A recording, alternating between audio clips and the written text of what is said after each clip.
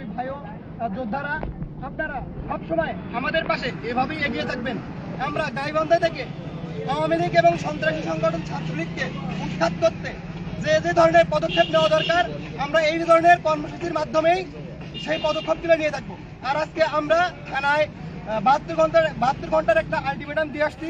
তারা 72 ঘন্টার মধ্যে সন্ত্রাসী সংগঠন ছাত্রলীগ এবং আওয়ামী লীগের দোসররা যারা আমাদের 14 জুলাই থেকে 5ই আগস্ট পর্যন্ত আমাদেরকে বিভিন্নভাবে হয়রানির শিকার করেছে, বিভিন্নভাবে হয়রানি করেছে, আমাদের আহত যোদ্ধাদের রক্ত ঝরিয়েছে এই গাইবান্ধার রাজপথেই, তাদের বিচার নিশ্চিত না হওয়া পর্যন্ত আমরা গাইবান্ধায় এই ধরনেরই কর্মসূচি অবস্থান চালিয়ে যাব।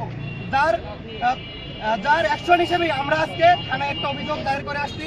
ওনাদেরকে 72 ঘন্টার একটা সময় দিয়েছি। ওনারা 72 ঘন্টার মধ্যে আওয়ামী লীগ এবং ছাত্রলীগের যে দোসররা আছে এবং যারা আমাদেরকে বিভিন্নভাবে হয়রানির শিকার করেছে, আমাদের আন্দোলনের বিরুদ্ধে কাজ করেছে, তাদেরকে আগামী 72 ঘন্টার মধ্যে যদি গ্রেপ্তার করা না হয়, আমরা আবার সাধারণ জনতা, বৈষম্য বিরোধী ছাত্র আন্দোলন এবং অন্যান্য রাজনৈতিক যে সংগঠনগুলো আছে সেই ভাইদের প্রতি আমার উদ্যোক্ত আহ্বান থাকবে।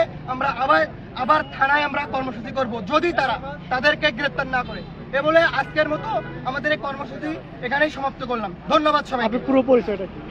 আমি মোহাম্মদ মাসুদ মিয়া, আহ্বায়ক বৈষম্য বিরোধী ছাত্র আন্দোলন গাইবান্ধা জেলা। ধন্যবাদ সবাইকে আবারও।